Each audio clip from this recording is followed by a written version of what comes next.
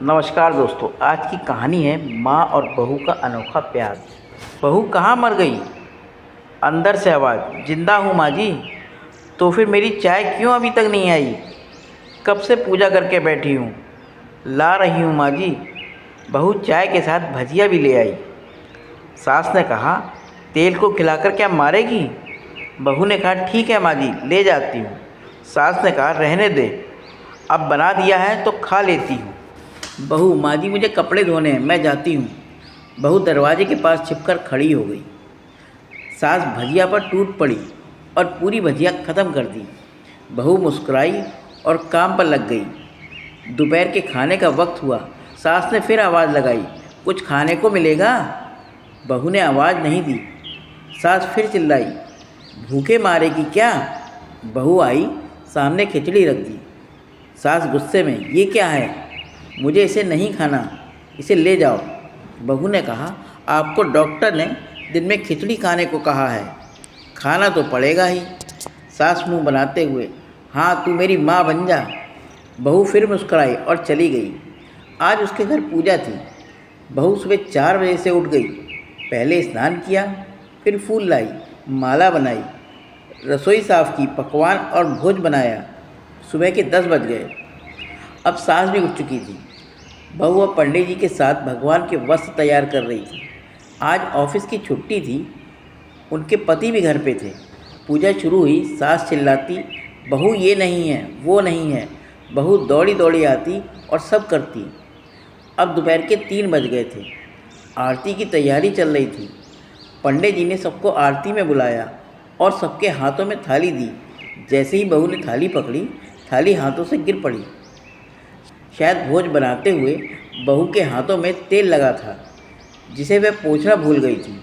सारे लोग तरह तरह की बातें करने लगे। कैसी बहू है, कुछ नहीं जानती, एक काम भी ठीक से नहीं कर सकती, ना जाने कैसी बहू उठा लाए, एक आरती की थाली भी नहीं संभाली जा सकती। उसके पति भी गुस्सा हो गए, पर सास चुप रही, कुछ नहीं कहा, बस यही बोल के छोड़ दिया, सीख रही है, सब सीख जाएगी धीरे धीरे। अब सबको खाना परोसने जाने लगा। बहू दौड़ दौड़ कर खाना देती, फिर पानी लाती। करीब 70-80 लोग हो गए थे। इधर तो नौकर और बहू अकेली, फिर भी वहाँ का सारा काम बहुत अच्छे तरीके से करती। अब उसकी सास और कुछ आस पड़ोस के लोग खाने पर बैठे।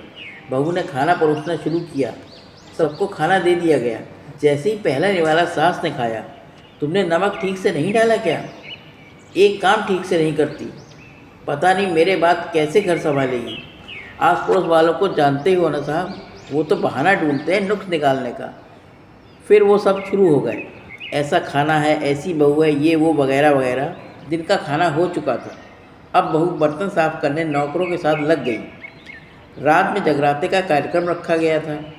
बहू ने भी 1-2 गीत गाने के लिए स्टेज पर चढ़ी।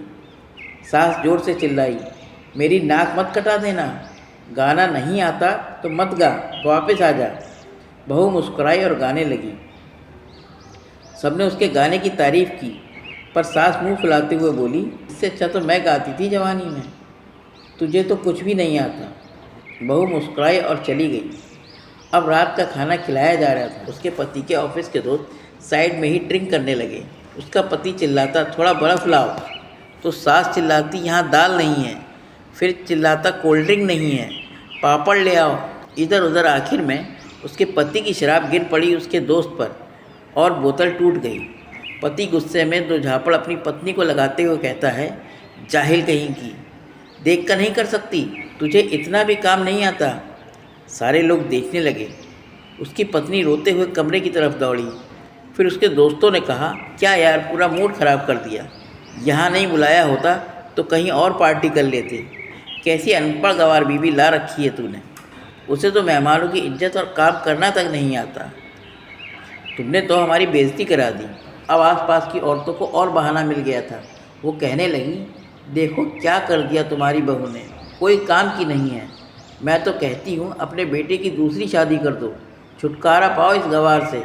सास उठी और अपने बेटे के पास जाकर उसे थप्पड़ मारा और कहा, अरे नालायक, तुमने मेरी बहू को मारा, तेरी हिम्मत कैसे हुई, तेरी टांग तोड़ दूंगी। उसके बेटे के दोस्त कुछ कहने ही वाले थे कि उसकी माँ ने घूरते हुए कहा, चुप, बिल्कुल चुप, यहाँ दारू पीने आए हो, जबकि पता है आज पूजा है और तुम्हें पार्टी करनी है। कैसे संस्कार दिए तुम्हारे माता पिता ने?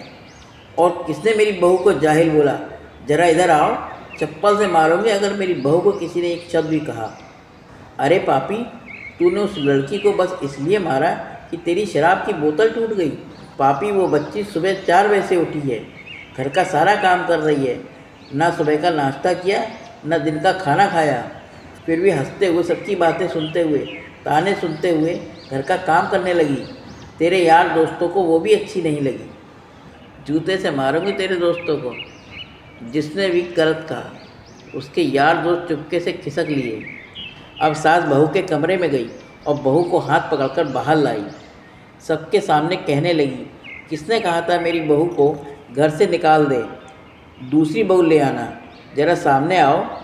कोई सामने नहीं आया। फिर सास ने कहा, तुम जानती भी क्या हो इस लड़की के बारे में? ये मेरी माँ भी है, बेटी भी है। माँ इसलिए मुझे गलत काम करने पर डांटती है और बेटी इसलिए कि कभी कभी मेरे दिल की भावनाओं को समझ जाती है। मेरी दिन रात सेवा करती है, मेरे 1000 ताने सुनती है, पर एक शब्द भी गलत नहीं कहती, ना सामने ना पीठ पीछे। और तुम कहते हो दूसरी बहू ले आओ। याद है ना छुटकी की दादी, अपनी बहू की करतूत? सास ने गुस्से में पड़ोस की महिला से कहा, अभी पिछले हफ्ते ही तुम्हें मियाँ बीबी भूखे छोड़कर घूमने चले गए थे। मेरी इसी बहू ने 7 दिनों तक तुम्हारे घर पर खाना पानी, यहाँ तक कि तुम्हारे पैर दबाने जाती थी, और तुम इसे जाहिल बोलती हो? जाहिल तो तुम सब हो जो कोयले और हीरे का फ़र्क नहीं जानती। अगर आइंदा मेरी बहू के बारे में किसी ने एक लफ्ज़ भी बोला तो मुझसे बुरा कोई नहीं होगा, क्योंकि ये मेरी बहू नहीं, मेरी बेटी है। बहू सिसकियाँ लेते हुए फिर कमरे में चली गई। सास ने एक प्लेट उठाई और भोजन परोसकर बहू के कमरे में खुद ले आई। सास को भोजन लाते हुए देख बहू ने कहा, अरे माँ जी, आप क्या कर रही हैं, मैं खुद ले लेती।